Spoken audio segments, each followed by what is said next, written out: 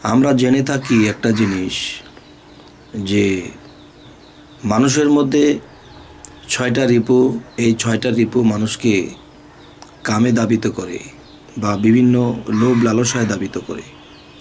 তা তো আছেই, কিন্তু এই কামে দাবিত করে যে সে কে? যেমন একটা মনে করবেন, আপনি আপনার হাতে একটি লোহা আছে। এই লোহাটি যখন একটি জায়গায় স্থির করে আছে, তখন কিন্তু একটি চুম্বক তার পাশে দিয়ে যদি থাকে বা পাশে দিয়ে যায়, তখন কিন্তু সেই লোহাটি নড়ে চড়ে ওঠে। বা একটা সময় দেখা গেছে যে সেই চুম্বকের টানে সেই লোহাটি চাট করে চুম্বকের সাথে লেগে যায়। তো মানুষের জীবনে যে কাম পিপাসু একটা বিষয় আছে, দেখা যায় শরীয়তের কিছু আইন খুব ভালো। যেমন দেখা যায় মহিলা বা নারী যখন চলাফেরা করে, সামনে দিয়ে বারবার আসা যাওয়া করে, দেখা সাক্ষাৎ হয়, কথা হয়, তো এরকম করতে করতে চুম্বকের মতো একটা কিছু কাজ করতে থাকে। যৌবনী শক্তির সাথে সেই চুম্বকের মতো কাজ করতে থাকে। তখন কি হয়? তখন দেখা যায় যে একে অন্যকে আকর্ষণ করতে থাকে। যেমন হয়তো লোহাটা একটা সময়ে লোহাই থাকে না, সেও চুম্বকে পরিণত হয়ে যায়। তো যখন একজন নারী আশপাশ দিয়ে যায়, তখন একটা পুরুষ যদি অনেক বয়স্ক হয়, তবু এক নজর তার দিকে তাকায়। এই যে তাকানো, এটা কিসের টানে? এটা চুম্বকের টানে। আর সেই চুম্বকটি রাটারের মতো কাজ করে মানবদেহে। যেমন দেখবেন একটা কুকুর আমি দেখতেছি রাস্তায়, তো আমি কুকুরটাকে সাইড করে চলে যাব, কিন্তু না, কুকুরটি আস্তে আস্তে ভিড়ে ভিড়ে আমার শরীরের সাথে তার লেজটাকে লাগিয়ে দিয়ে চলে গেল। তাহলে প্রায় লক্ষ্য করবেন যে কুকুর খুব অধিকারীর মতো থাকে এবং তারা নড়েচড়ে কম, এবং মানুষের সাথে একটু ঘষা দিয়ে হলে যারা চলে যাবে, দেখবেন এই জিনিসগুলো লক্ষ্য করে। তবে সে কুকুর কিন্তু মানুষেরই একটা অংশ। সৃষ্টির শুরু থেকে আদমকে যখন সৃষ্টি করছিলেন বা তৈরি করছিলেন, তখন কিন্তু যে শয়তানের থুতু যে জায়গাটিতে পড়েছিল, তখন কিন্তু সেই থুতুটা যখন ফেলে দেওয়া হয়েছিল, তখন সেই মাটিটা যখন বলছিল, তবে মাটিটি বলতে লাগলো যে আমার কি অপরাধ, আমাকে কেন আদমের শরীর থেকে ফেলে দেওয়া হলো? তখন সেই শাস্ত্রগ্রন্থ অনুসারে দেখা যায় সেই মাটিটাকে কুকুর বানিয়ে দিল। তাহলে কুকুর কিন্তু সেই আদমের শরীরের একটা অংশ, আর অংশ বলে সে দেখা যায় মানুষের পাশে পাশেই থাকে। শিয়াল কিন্তু মানুষের পাশে পাশে থাকে না। তো মানুষের পাশে পাশে কুকুর থাকে এবং একটু ঘষা দিয়ে চলে যায়, তার মানে সে আমার অংশ, এটা বোঝানো হলো। যাই হোক, সেটা কথা নয়। আজকের যুক্তি হলো যে একটা নারী লোক যদি পাশে দিয়ে হেঁটে যায়, সে যত বয়স্ক লোকই হোক, দেখবেন তার দিকে একটু তাকানো হয়েছে। কেন তাকানো হয়েছে? যে সেটা চুম্বক আর এটা লোহা। এই লোহাটা কিন্তু চুম্বককে এবং চুম্বক লোহাকে আকর্ষণ করে। তবে হে জগতবাসী, আজকের এই আলোচনাটি একটু অন্যরকম হতে যাচ্ছে।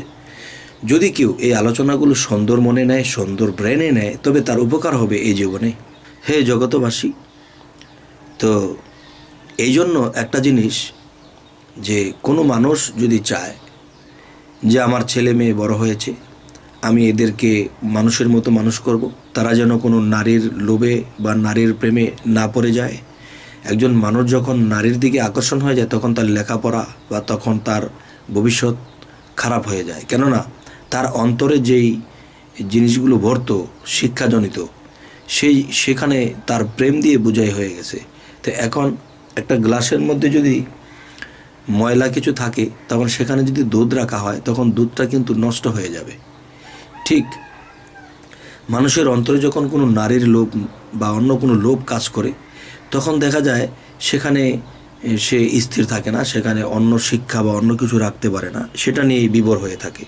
যেহেতু নারী লোক তারা রাটার কিংবা তারা একটা চুম্বক, তাহলে যে সন্তানদেরকে বড় করতে হলে দেখা যায় আত্মীয় স্বজনের মধ্যে অনেকে বেড়াতে আসে বা অনেকের বাড়িতে বেড়াতে যায়, ছোট ছোট ছেলে মেয়েরাও কিন্তু থাকে, তারা বিছানায় ঘুমোতে যায়, তখন এত ছোট্ট মানুষ, বাচ্চা মানুষ, তারা ঘুমাক। কিন্তু না, এখানে কিন্তু একটা বিশাল কিছু, যে আল্লাহর এই আইন মানতে হবে। যেমন হজরত মুহাম্মদ সাল্লাল্লাহু আলাইহি সাল্লামকে পাঠিয়েছিলেন ওহির মাধ্যমে যে দোস্ত আপনি সেখানে গমন করেন। সেখানে কিন্তু আবু বকর এবং আয়েশা আলাপ করতেছিলেন, খুব নির্জনে বসে আলোচনা করতেছিলেন। ওই সময়ে আবু বকরকে এবং আয়েশাকে বসে থাকতে দেখেছেন নবীজি। তখন নবীজি বললেন, তুমি সেখানে গমন করো। তখন হজরত মুহাম্মদ সাল্লাল্লাহু আলাইহি সাল্লাম সেখানে গমন করে একটা ধমক দিয়েছিলেন। ধমকটা ওদেরকে উদ্দেশ্য, কিন্তু মূলত ওদেরকে বোঝানো হলো যে সে কোনো শব্দ পেয়েছে। তো এখন বোঝানো হলো আবু বকরের মতো সিদ্দিক এবং মা আয়েশার মতো একজন ব্যক্তি, এখানেও আল্লাহ জিবরাইল দিয়ে নবীকে জানানো হলো যে আপনি সেখানে অ্যাটেন্ড করেন। তাহলে বোঝা গেল যে ছোট ছোট ছেলেমেয়েরা একসাথে ঘুমাবে, তারা তো ছোট মানুষ, তারা কি বোঝে? কিন্তু যতটুকু বুঝুক আর না বুঝুক, এখানে কিন্তু চুম্বক এবং রাটারের একটা বিষয় আছে। চুম্বক যেমন লোহাকে ছাড়ে না, লোহা তেমনি চুম্বককে ছাড়ে না। এই জন্য বলি যে আমরা জীবনে কখনো এরকম ভুল করব না, আলাদা সেপারেট করে দেব এরকম ভাববো না। তাই বলি কি, যে আজকের যে কামতত্ত্ব আলোচনাটি, এই আলোচনাটি থেকে আমরা কি বুঝতে পারলাম, কি জানতে পারলাম, যে এখানে কাউকে বিশ্বাস করা যাবে না। মা, খালা, বোন বা যেমনই হোক, এটা বিশ্বাস করা যাবে না। কেননা যে আপনার মধ্যে ফিটিং করা আছে চুম্বক, আপনার মধ্যে ফিটিং করা আছে লোহার টুকরা, আর চুম্বকটা সেই নারীর কাছে, আর সেই চুম্বক আপনাকে টানবে। কিন্তু চুম্বক কোনোদিন চুম্বকের জায়গা থেকে নড়ে না, কিন্তু লোহাটা এসে যায়। তেমনি মহিলা কোনোদিন যাবে না আপনার উপরে, সেই চলে আসবে, আপনিই চলে আসবেন, কারণ আপনি লোহা আপনি চুম্বকের টানে সেখানে চলে যাবেন। তো এই জন্য সতর্কবাণী এই ইউটিউবের মাধ্যমে দেওয়া হলো।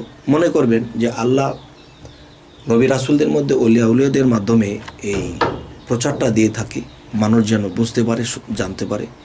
তেমনি এই ইউটিউবটা আমরা একটা মাধ্যম করেছি যেন এর মাধ্যমে মানুষ এই জিনিসগুলো জানতে পারে, মানতে পারে, বুঝতে পারে।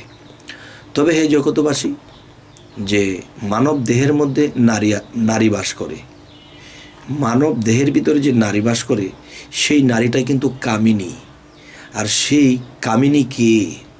সে কামিনী তখনই হয় যখন যৌবন প্রাপ্ত হতে চলেছে, এবং সেই নারীটি হলো জীবাত্মা। আর সেই জীবাত্মার মধ্যে যখন 6 রিপু কাজ করে, তখন 6 রিপুর মধ্যে কিন্তু একটি রিপু হলো কাম রিপু। আর সেই কাম রিপুটাই কী করে, যে সেই জীবের সাথে যখন মিশে, তখন জীবকে অস্থির করে তোলে। তখন কি হয়, একটা মেয়ে একটা ছেলের সন্ধানে ঘুরে, একটা ছেলে একটা মেয়ের সন্ধানে ঘুরে। তখন যদি সময় মতো বিবাহ শাদী না হয়, তখন কিন্তু এখানে দুর্ঘটনা হতে পারে। তো এই জন্য সাবধান হে জগতবাসী। তো আজকের এই আলোচনাগুলো বোঝানো এটা হলো যে যৌবনের সতর্কবাণী দিয়ে আজকের এই আলোচনাটি করা হলো। তবে যদি আপনাদের এই আলোচনাগুলো ভালো লাগে, তবে আমাদের আরও ভিডিও পেতে আপনারা সাবস্ক্রাইব করে রাখুন। পরবর্তীতে আমাদের ভিডিওগুলো আপনাদের কাছে অটোমেটিক চলে যাবে। তো আজ এই বলেই রাখছি, সকলেই ভালো থাকবেন। আল্লাহ হাফিজ।